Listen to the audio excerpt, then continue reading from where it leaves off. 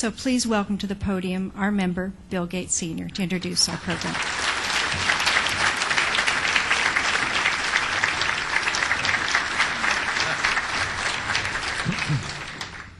Please join me in welcoming Dr. Campbell.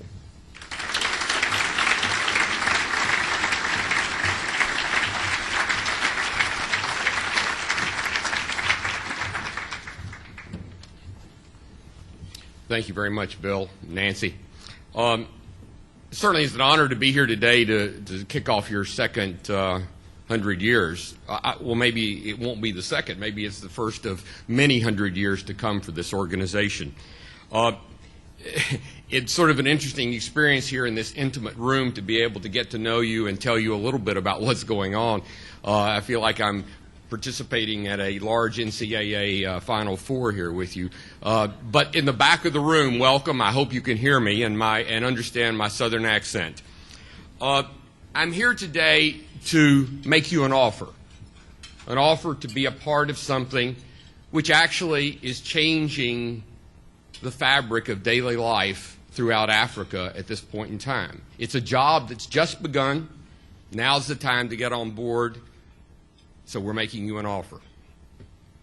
Let me tell you a little bit, and Mr. Gates gave a little bit of clue as to how old I am. I've been working in Africa for 30 years, and I guess it's fair to say that I've seen maybe the worst, and I'm now getting the opportunity to have lived long enough to see the worst get a lot better.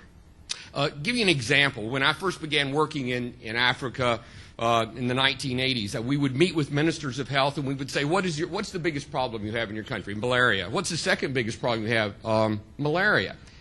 But you would walk down the halls of the Ministry of Health and there wasn't a single door that said malaria on it. There wasn't any program.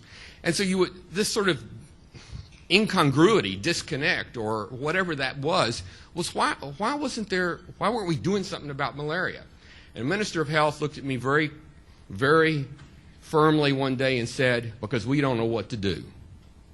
We've never seen it work. So if you can't show us a program, then what are we going to do?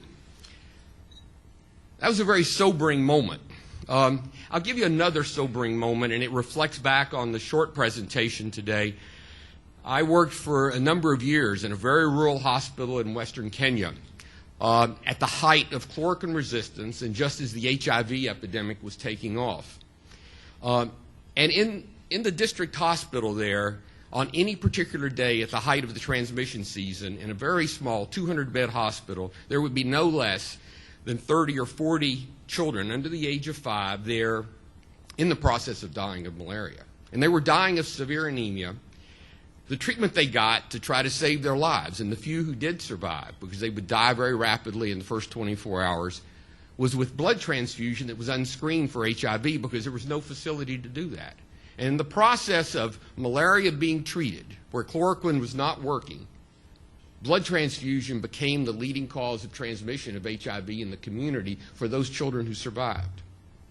And I watched mothers try to deal with that.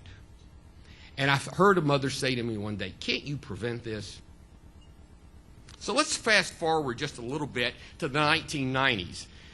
The world began to change, and it didn't change too rapidly, but several things that seemed so obvious, all of a sudden we began to understand that maybe we could prevent instead of wait until it got so bad we couldn't do anything about it. Bed nets, insecticide-treated bed nets, were discovered.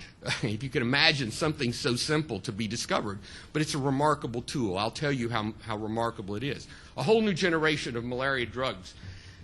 We in the West discovered that the Chinese had known for 2,000 years. And a whole series of people began to get excited about malaria. Funding started coming into place. And we saw the evolution of a neglected disease become the darling of the development world. Malaria has become a global priority in 20 years. And that's very fast. So let me tell you a little bit about a country. This country, Zambia. About 5-6 years ago, Zambia reached out to PATH, reached out to the Gates Foundation and said, "We've had it. This is enough. we're going to do something about malaria. We've heard about these nets. We've heard about these drugs. So what do? How do we create a program? We're going to do it. They had very little money, but they had some, and they said, if you'll come work with us, we're going to lead this and we'll figure it out. And it was that notion of figuring it out, even if you didn't know all about it, that was a remarkable thing that we have seen in Zambia and now is being seen in a number of countries. Zambia said, we've never seen it happen before, but we're going to do it. And they said, when David Brandling Bennett and the foundation and I were there, they said, and we want to teach our brothers in our neighboring countries how to do it. Pretty remarkable bit of leadership. So they had a few tools. So let me tell you a little bit about what's happened in Zambia. Mr. Gates just mentioned a little bit. So what did they do? Well, they got all their partners together and they said, we're going to work together.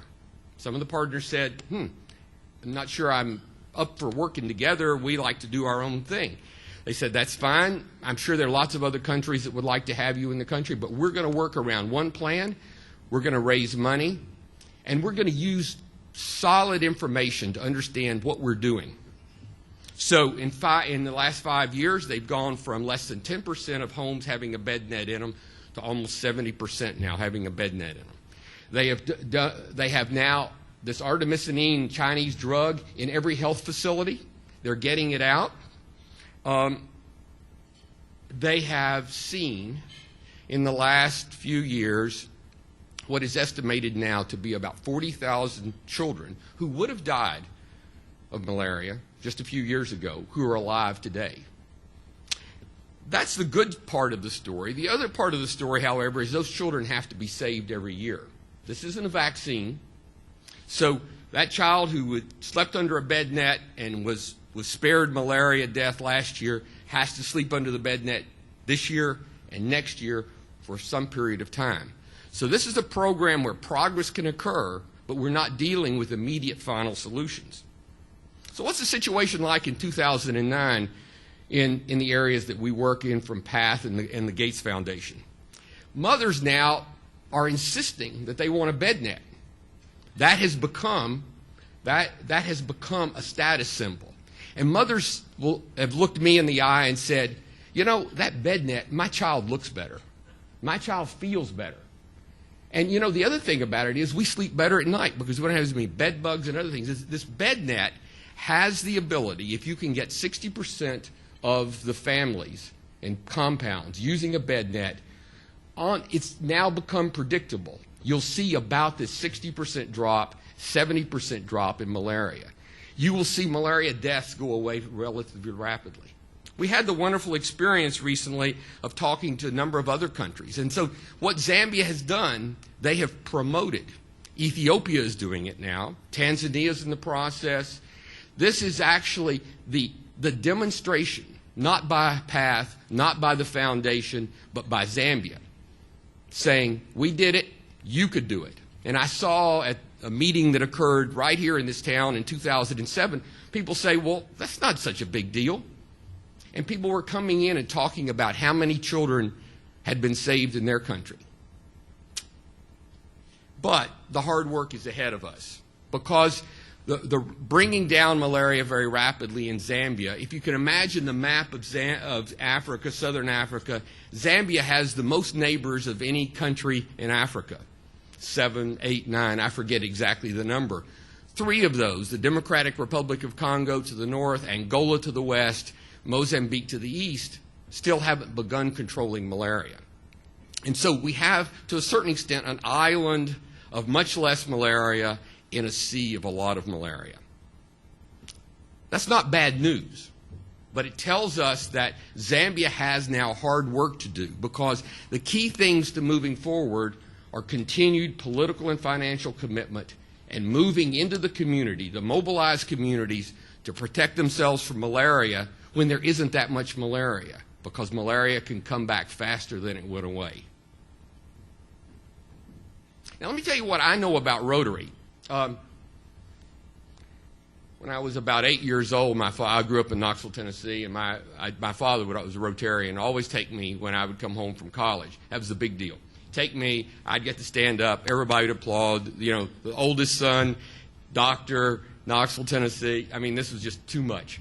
And I can remember that sense of pride. And I can remember sitting in the room there and hearing about what this little club in Knoxville, Tennessee was doing in Guatemala. You know, and I grew up in a pretty insular situation, and they were every year, 10, 15, 20 members of that club were going to Guatemala, and they were doing something, and they had this fire in their eyes. So that was my first introduction. But let's look at some other things that we know about Rotary, and I want you to think back about what Zambia needs right now. They need strong advocacy and commitment and support, and they need this mobilization at the country level to move from a campaign approach to malaria to a longer-term effort. Rotary is obviously committed over the long haul. I mean, my goodness, you've just committed to another 100 years, so you're obviously able to think long. Rotary also can think big. I mean, this polio thing, if it weren't for you all and your brothers and sisters and all the other clubs in the world, polio, we wouldn't even be thinking about polio eradication. So you can do really amazing, audacious things. And the other thing you do is you don't just bring money and celebrate your charity. You go, you work, you participate, you learn, you become part of the solution. And that's what we need right now. The other thing about it, of course, is you all have got access. When we talk about advocacy, you all have got access to high places. I was told when I came in today that somebody in the room here could pick up the phone and call Oprah on the phone. And I said, well, I'd like to talk to Oprah. I don't know what I'd say. And then, you know, there might even be somebody in the room who could pick up the phone and talk to Bill Gates. I don't know, you know. The thing that you have to realize is you all are sitting in a city, in a metropolitan area that is at the hotbed. You are about as far away from Africa geographically as you can be, but there is more concerted, multifocal effort going on around malaria in this town right now. There's the foundation. There's huge biomedical activity going on malaria vaccines just down the street here. There's PATH. UW has an enormous capacity there. But you know, the other thing which amazes me is that there are school children in Ballard who are on the weekends out raising money for bed nets. Can you imagine from the neglected disease to school children in Ballard who are spending their times raising bed nets? The amount of recognition. And I met a school child recently in Tucson, Arizona that was out doing the same thing, came to our door, wanted us to contribute. And I said, oh, tell me about this malaria thing. I said, this young man, about 15 years old, explains to me the whole life cycle and what's going on and all of these things. And I wrote him a check. So let me paint you a little picture about what you all are going to do, I hope. In Zambia, there are over a dozen Rotary clubs, several hundred members. They're like you. They are in business and commerce. They know community, and they know the Minister of Health. They sort of can work up and down the spectrum. We've met them. Nancy's met them. And they want to do something. They want partnership. So you've got friends, you've got counterparts, you've got people to work with in Zambia that are eager to get on this malaria thing. They understand it. So what we think is, and what I want to propose to you, is that PATH is making you an offer. We need your leadership to mobilize yourselves to go work, begin to develop a model. We don't want you to just do stuff. We actually want to develop a model that can be replicated by other clubs in other countries. And you all not only can be a part of the malaria thing, you can be a leader and an educator and help create a model for how you partner with your counterparts, your Rotarians in Zambia. I think if you all decided to do this, there are 72 districts in Zambia, you could easily commit to making sure that 100% of the homes in half of those communities had, at the community level, the kind of educational resource, the kind of community involvement, advocacy to the members of parliament, and that those kids had bed nets. you wouldn't have to bring all the bed nets because they're there. It's just a matter of coordination. It's a matter of logistics. It's the kind of things that commercial business people know how to do. How do you, like Mr. Gates was saying, all those bed nets come in, they have to get somewhere. People who are spending their money for bed nets here in Ballard do want to know, how does that money get into a bed net to get to a child's house? You know what Zambia decided to do 2 years ago? They said, technology has really made things move fast. Is there some way that we could, with geocode, like with GPS, all the houses in our country, and then we could see them, excuse me, Mr. Gage, I'm on Google, and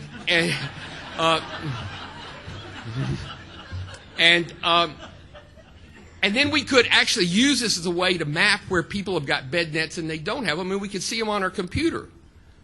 And, like for a minimal investment, that's happening.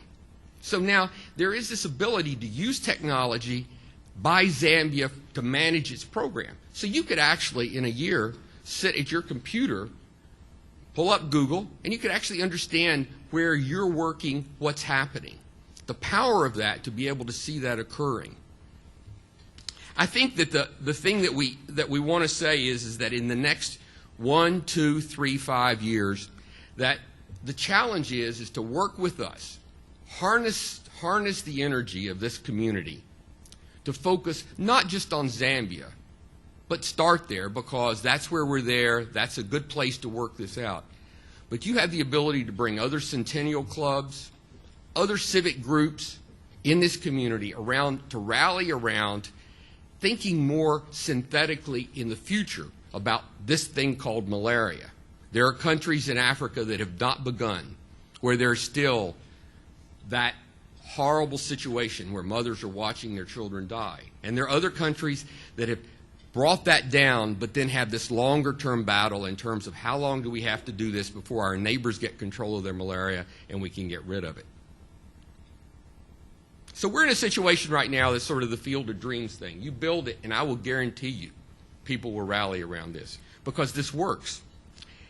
So in conclusion, what I'd like to say is that, if I met that minister of health I talked to several years, 20 years ago, who asked what should we do, I wouldn't tell them, because I'm not the one who knows. The minister of health in Zambia can tell them.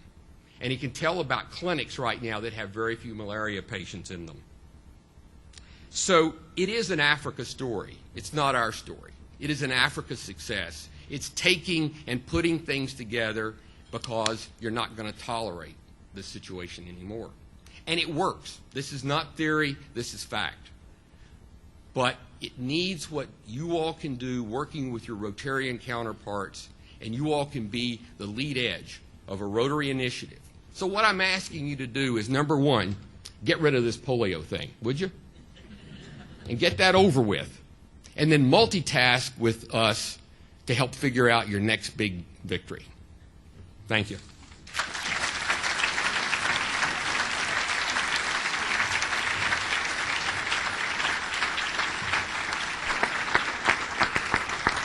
Thank you, Kent. Okay, you've heard our challenge. Are we going to partner together with other Rotarians, with clubs around the world?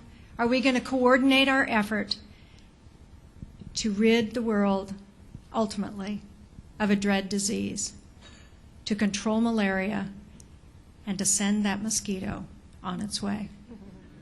Are we going to do it? All right.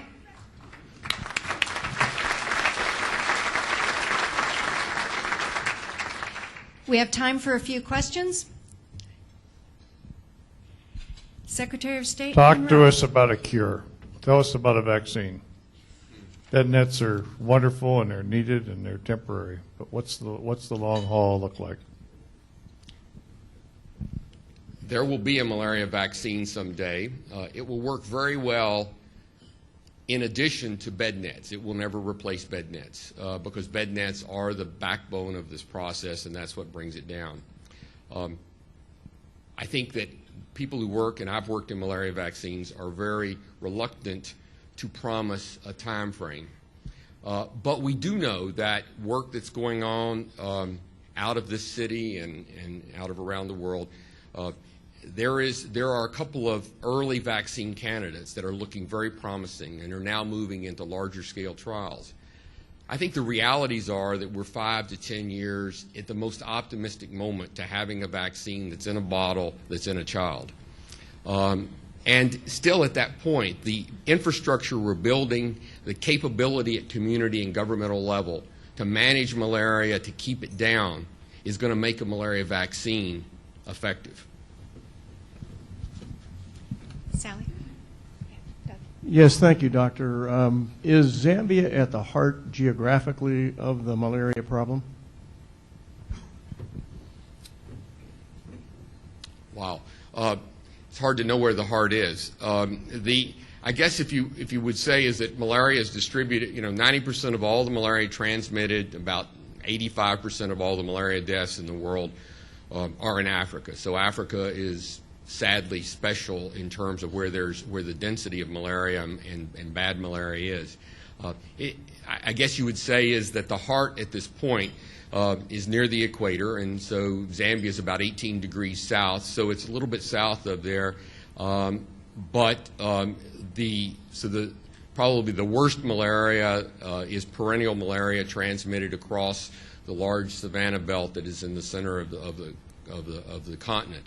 But I think that said, that what's occurring now is a multifocal approach by many groups, and we're beginning to work in the Democratic Republic of the Congo to really begin to sort out how in a country that has social, political, cultural, financial disaster can begin to control malaria. And it's quite remarkable. Many people have felt that you could not scale up a major program in places where there was civil unrest, where there was such a stress and such a lack of health care providers. But you know what's happened is that malaria, once we can do prevention, malaria isn't a doctor deal. It's a Boy Scout, Girl Scout, Women's Club, logistics supply thing. It's something that, in fact, Rotary knows how to do because they know how to get things in distant places. Your members in Zambia know how to do that. So there's the heart, there's the soul, and there's some other parts of malaria. It's everywhere. Mosquitoes here come out in the daytime, and we're in bed only about a third of the time. Why are nets as effective as they are? Oh boy! Now we're going to have the malaria tutorial. Okay, the mosquitoes, the female mosquitoes that transmit malaria, are exclusively nighttime biters. Mosquitoes sort of divide up their niches, and those that transmit malaria only bite at night. And so that's the key to bed nets working. That if you were trying to prevent West Nile fever, where the mosquito that transmits that is more of a daytime biter, bed nets would not be particularly effective. So it's just a unique. We found a weakness in the female Anopheline mosquito's habitat. Sally? Doctor, we have in our family Mercy. She lives in Zambia. 12 years old. She hates arithmetic. There are 52 countries in Africa. 52 countries. How do we get them aboard? How do we do that? I don't want to trivialize such an important question, but one of the things I say, the old saying of how do you eat an elephant? You eat it one bite at a time. And I think that to a certain extent that's what's happening. This is a huge problem. The floodgates actually of efforts around malaria have actually opened dramatically in the last 5 years. There are new financing mechanisms, and so that about 2/3 of all of those 47 countries in Africa that actually have malaria are now recipients of Global Fund malaria funding. There are multi-pronged organizations that are working to support this effort of scale up. There are at least 12 countries that have done the kind of work that Zambia has done and are in the process of doing it. So I think that from a past standpoint, and I think we share this with the Gates Foundation, with other people who are looking at this issue, is that success breeds success. This is a money issue. It's a management issue. And it's a confidence issue that bed nets will work and that they will bring the kind of health and, quite honestly, political benefit that comes to make the commitment worthwhile. So this is moving rapidly in terms of control across Africa, but I will have to admit that some of the hardest places are yet to begin. Last question. I seem to recall a speaker in this last year mentioning that when bed nets are distributed to a family, that the priority is given to the father of the family, and therefore we need to distribute a whole lot of bed nets so that the children can be protected as well.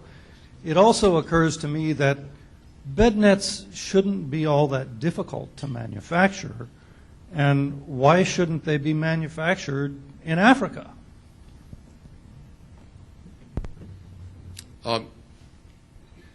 There's a lot of mythology around many things, and bed nets has generated their own mythology. One of the things is there are not many bed nets in the community. It probably is true is that the father, being whatever fathers happen to be, may use the bed net because he can get a good night's sleep. And so, you know, there's a simple solution to that, isn't there? What? More bed nets. You know, people have also said, oh, well, bed nets, they'll be bartered, or bed nets, they'll be used as wedding gowns, or bed nets, they'll be used for fishing. But there are simple solutions to that. You just saturate the market. And that's what Zambia is doing. So this, you know, the father might do that. And so what you want to do is make sure that there are 3 or 4 bed nets in a house. And so Zambia set a target of 3 bed nets. The other thing which is unique about the bed net, the insecticide impregnated bed net, is that the person who sleeps under the bed net, it's kind of impolite to say this, is actually bait that is attracting mosquitoes. But the person who sleeps next to the bed net and not under the bed net has an equal amount of protection from getting malaria as the person who sleeps under it, because this insecticide that's being generated and released from the bed net permeates in the area. And so this is just an insecticide delivery system, as well as a barrier for the person who happens to sleep under it. So I think that what we've learned is that there's nothing like having enough bed nets in the community. And so we don't sell them. This is like vaccines. This is a right. This is a global public good, and bed nets are free.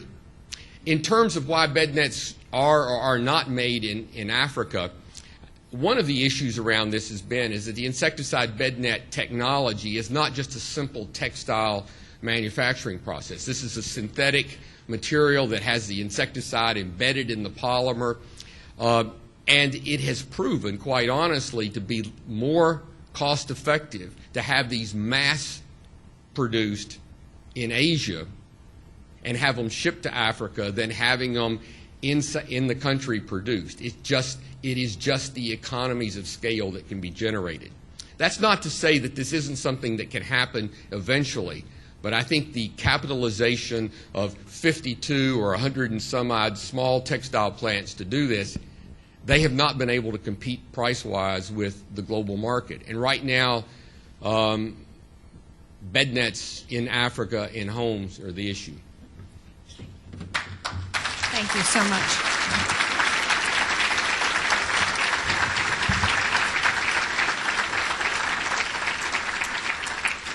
Thanks again to all of our participants in today's program, and a special welcome to Terry Burns and Michael McCree. Next week, the 17th of June, we will be meeting at the Hyatt, the Olive 8, the new Hyatt Hotel, and our focus will be on foster care. At any given time in King County, there are 1,800 children placed in foster care, and half of those children, 900, have been bouncing in the system for years and years. But with time and support, each of these children will be able to achieve success. But without it, they are likely to fail. Next week, William Bell, the CEO of the Casey Family Programs, will host a panel of foster care alumni and youth. They will share their experiences in foster care and give us some specific recommendations about how we can help these youth and to thrive and to become community members. Bill Gates, thank you so much for your continued support and guidance as we head forward in this Second Century project. We're so grateful to have you as a member. Kent Campbell and your team from PATH, thank you for your technical expertise and your vision. The Second Century Project to control malaria is going to be no easy task, but we are not alone. We will be working side by side with Rotarians across this country and across the world. We will learn from and connect with communities and truly amazing people. We will understand their patterns of life that are different from ours, and from that gain experiences that will enrich us both. These experiences will have the lasting effect of friendship among people and among nations. We will be saving lives, not just in the abstract, but we will be able to document our progress. We will be able to see measurable achievement. Today we are launching not just a project, but we are launching hope. We will improve lives. We will expand international relationships. We will combine our skills, our talents, and dedication of Rotarians around the world to face a task that we can accomplish. For centuries, mosquitoes have created devastation. So as of today, fair warning, mosquitoes simply don't stand a chance. We are adjourned. Seattle Rotary Online is made possible in part by a grant from First Choice Health, working with the Washington Health Information Collaborative to use technology to bring better health care to patients throughout the Pacific Northwest. First Choice Health.